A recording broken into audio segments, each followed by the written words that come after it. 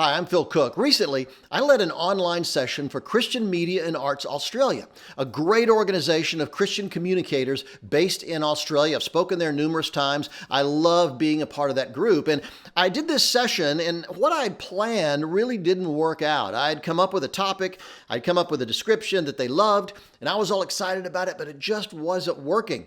But I came up with something that was even, I believe, more effective, and I wanted to share it with you.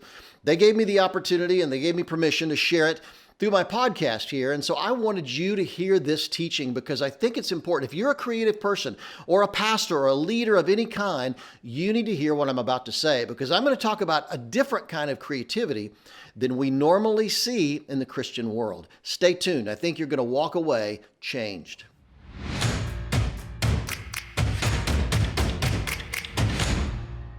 How long has it been since you had a creative idea that was so amazing it infuriated people? Now think about that just for a minute. How long has it been since you did something creatively that confronted a big issue, that made people think, and even made some people angry?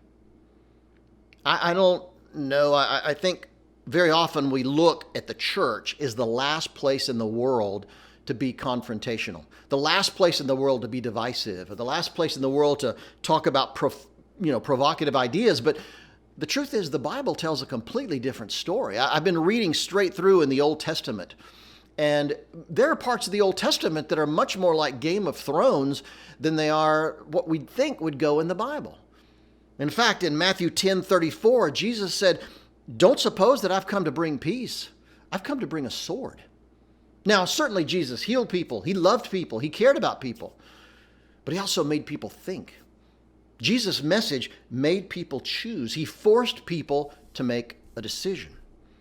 And looking back over my creative career, I think very often the most breakthrough ideas I've ever created were ideas that the client hated, that people didn't like, that upset people, and yet they ended up being the right idea at the right moment. I'll give you an example. At 36, I was fired from my job at a major media ministry because my boss didn't like my ideas. I mean, it had gone on for a long time, and he just didn't like them. And finally, I think he just got fed up and actually fired me. And after a while, I realized, wait a second, those ideas that he hated so much were ideas that other organizations loved and were willing to pay money to make them happen. And that's eventually what launched our company, Cooke Media Group. Then years later, probably the most successful television program I've ever produced, the client hated it. In fact, they hated it so much, they sent executives, ministry executives, to our edit room twice to yell at us. And when the guy that had to sign off on it, when he saw the screener, he said, "As long as I'm alive, this will never air. This is not what this ministry is about." And by the grace of God, I was told later that he left the screener sitting on his coffee table at home, and his wife walked in later that night, not knowing what it was. She put it in the machine and watched it. And a friend told me later that with tears in her eyes, she said, "Honey, I don't know what this is, but people need to see this program." It ended up being the most successful program they'd ever done. And then years later, I worked for another media ministry that we realized that I had this idea that all the content they had and the way they wanted to present it, they needed to do it in that moment in the form of an app. And of course, they hated that idea. They just refused to do it. And I got a couple of their guys in secret, a couple guys who got it. And at great financial risk to me, we went underground. I mean, we secretly developed the app. And even when I unveiled it, they didn't like it very much. Well, guess what? Years later, now today, that app is the single most important thing they do. It's the way they share their content by far more than any other way. It's become the most important thing they do. And so looking back, I see that many of the times the things that people hated the most, the ideas that I had that people hated the most were the ideas that were the perfect idea at that moment. And maybe if you're experienced and you've done creativity for a long time, you can look back and see something similar. And let me just say, what happens, I was thinking as I woke up last night, I was thinking, what happens when we value safe creativity over risky creativity? I mean, I don't mean to be judgmental here, but suddenly when we value safe creativity over something risky, suddenly worship bands at every church in the world start looking the same. They dress alike. They perform the same songs, use the same instruments. You could be interchangeable with most worship bands and you never know the difference. Every pastor starts doing the same branded sermon series. I mean, what pastor in the world doesn't do a at the movies sermon series in the summertime? Suddenly, when you're safe, all church websites start looking alike because we're looking at other people thinking maybe we should do what they're doing instead of being what we should be doing. Even short videos I'm seeing from churches and ministry organizations all over the world are starting to look like the same video. They're shot the same way, same camera angles, same music. We're just not being very revolutionary anymore. And I mean, you could go on and on and on. Even remember that radical revolutionary idea of pastors preaching in jeans and a t-shirt? Well, that's become now so commonplace, it's almost boring. And like I say, I'm not trying to be judgmental about those things, but I'm thinking the more we do safe creativity, the more we fall in line and all do the same thing. So to help us get unstuck, maybe I need to get to the real heart of this, and that's to get us unstuck. Let me give you 8 thoughts, 8 ideas that occurred to me last night that we really need to be thinking as creative people if we're ever going to break through this and force the culture to think. Now, keep in mind, of all the things we do, and I understand there's plenty of creative things that we do that we want to express unity. We want to, motivate people. We want to inspire people. That's all a very good thing. But let's not forget the kinds of creativity that force people to think. When you realize the amount of injustice in the world, when you realize the moral relativism that's happening, when you realize the direction our culture is going, someone needs to stand up and say, there's a better way. Somebody needs to stand up and force people to think. I don't want us to lose that in our effort to be nice. So let me give you 8 thoughts that I think I'd love for you to write down and really take home, reflect on how you could be integrating these ideas into what you do as a creative person, okay? Number 1, let's just start by thinking. Ask the question, when was the last time you took a real creative risk? Now, when I say creative risk, I'm not talking about worrying that the pastor won't like it or worrying the client won't like it or your boss won't like it. I'm talking about real creative risk. And creative risk comes in a couple different ways. There's physical risk.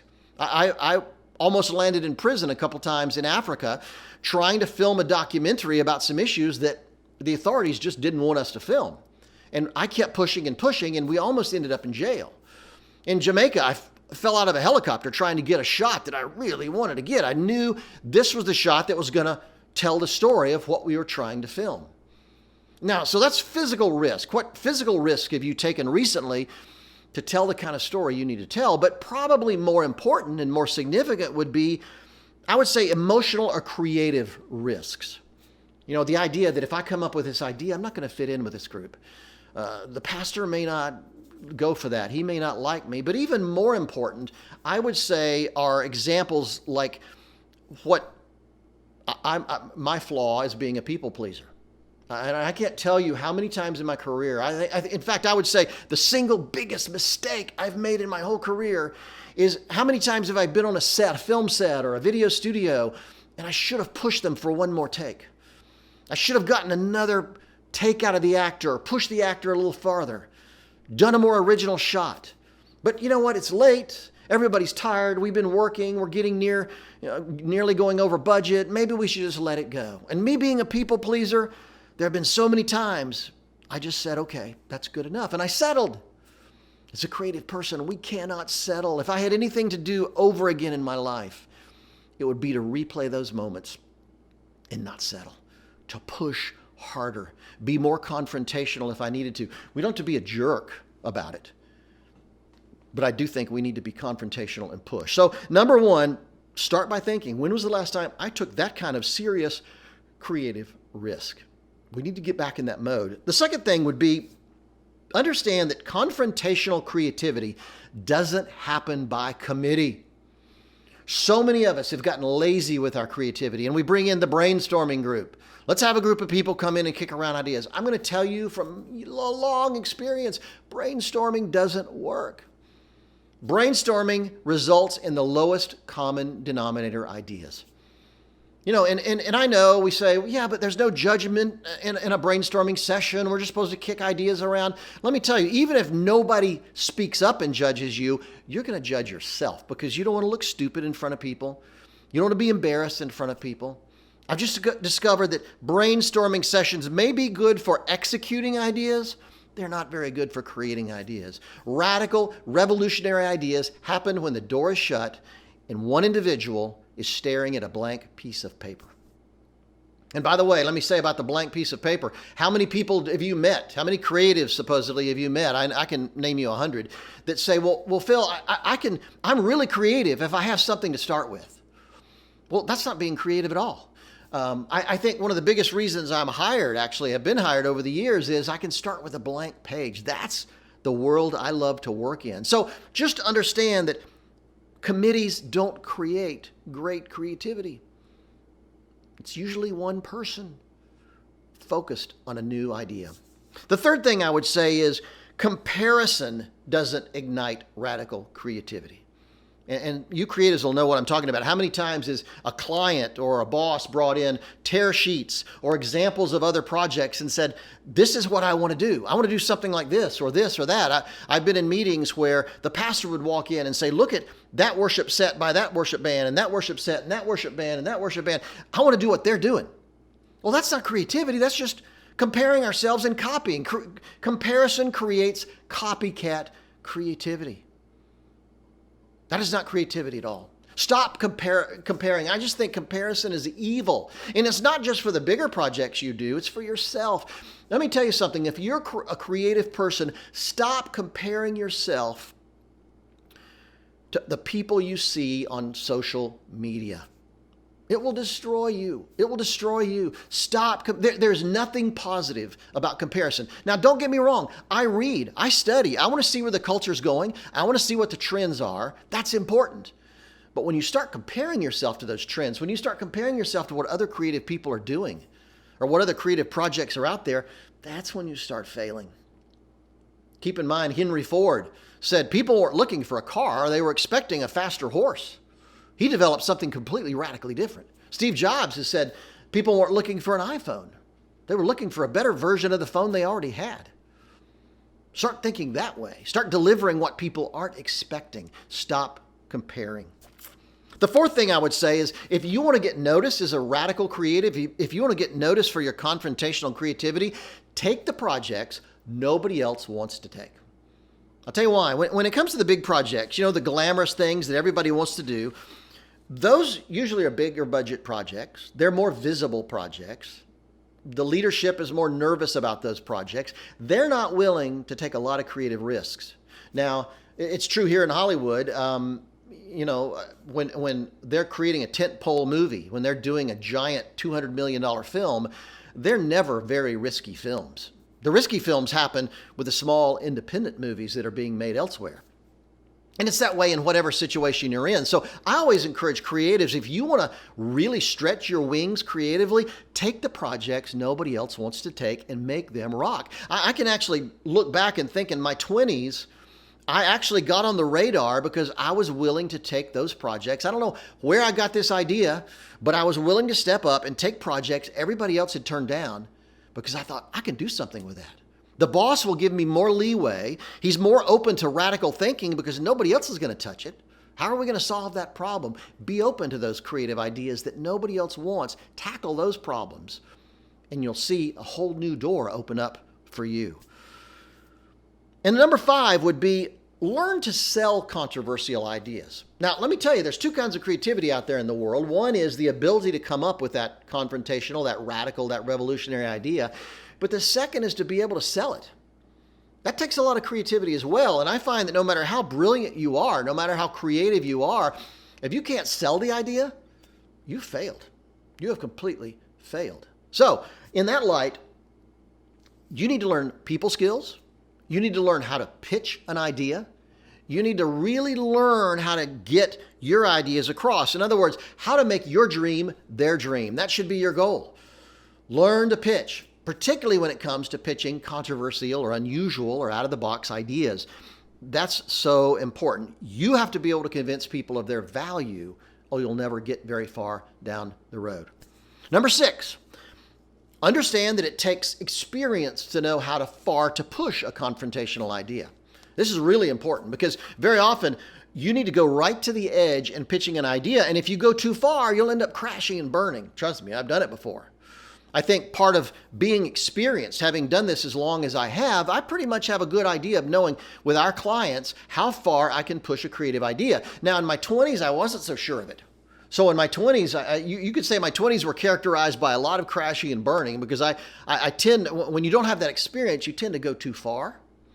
And I did that quite often. So really think about this. When I'm pitching an idea, how far can I push my boss? How far can I push the pastor? How far can I push the client?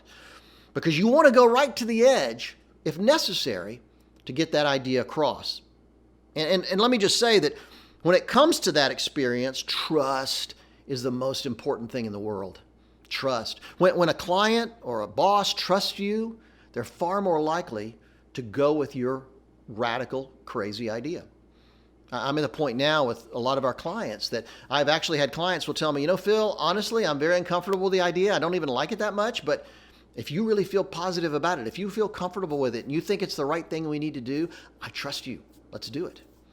Winning that trust from the people you work for is one of the most important things a creative person can possibly do. And then 7, and in many ways, I think this is the most important thing I'll talk about in this session, and this is just really critical, and that is creativity is not about the eureka moment.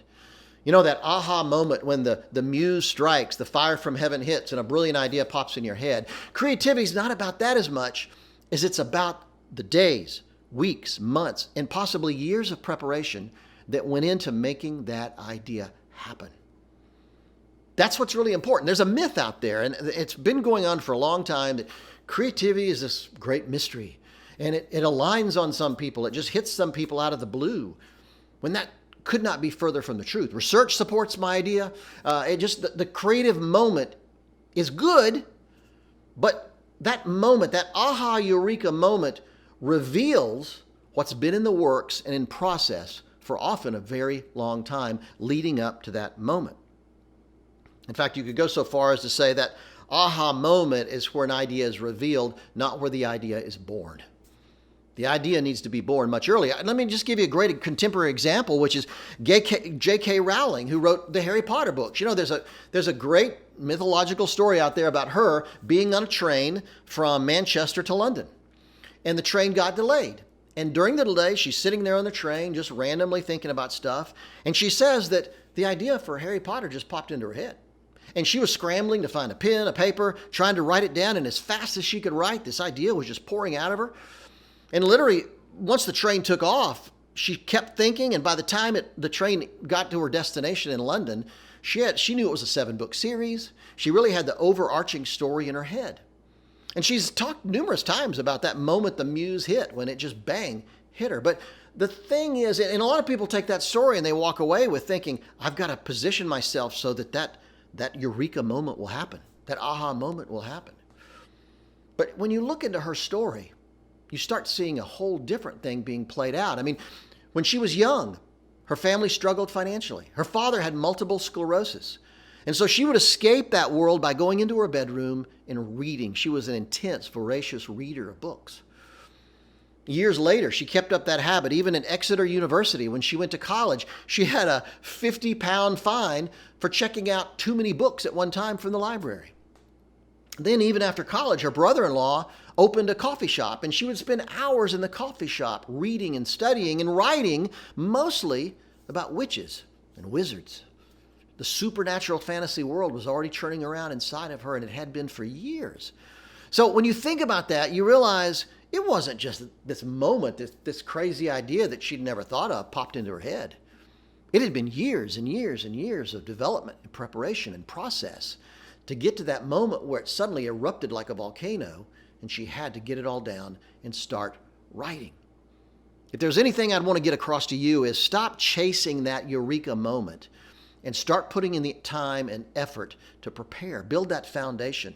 I find so many people here in Hollywood in the creative world, they spend hours to get their office just right. They want to have the right apps. They think if I have the right apps, that idea will pop into my head. If I have the right atmosphere, the right music playing in my office, if I come in at the right time of day, if I create the right routine, those ideas will pop. Well, all those things could be helpful, sure, but they're not going to create that eureka idea. If you haven't been preparing and creating that process earlier on, that eureka moment is absolutely critical. Only because it's the eruption, it's the revelation of all that time that's been put in before. And by the way, let me just say, J.K. did not finish there. It's interesting that the process continued. When she started writing book 1 of Harry Potter, it's funny, she wrote 15 versions of the first chapter. 15, not revisions, not 15 revisions, but 15 separate versions of the first chapter. Then when she pitched the book to publishers, 12 publishers turned her down. Trust me, she understands the value of that process. And we as creative people have to understand it. So don't get so caught up in that eureka, aha moment when the fire hits. You need to focus on more the development of that idea, the process, the foundation that builds up to that moment where that idea is revealed. And the last thing I would say, number 8, is, and this is a good way to close this thing, is to make our creativity more provocative, more confrontational, we need to worry less about keeping our job and more about doing an amazing job. Now, I understand that we've been through a crisis. It's very difficult right now. Some people don't have a job. Some people are worried about risking their job. I get that. I mean, I've been fired. I've been through that whole process. I understand. I've lost clients at various times in our career. I understand what that's like. But let me tell you, the minute you start worrying less about keeping your job and worrying more about doing an amazing job, you'd be shocked at what will happen to your creative life. It's almost like it releases you to a whole nother level of creativity. I find creatives very often are driven by questions like, what will the pastor think? What will the client expect? What will my boss like? Instead of, what is true and what needs to be said?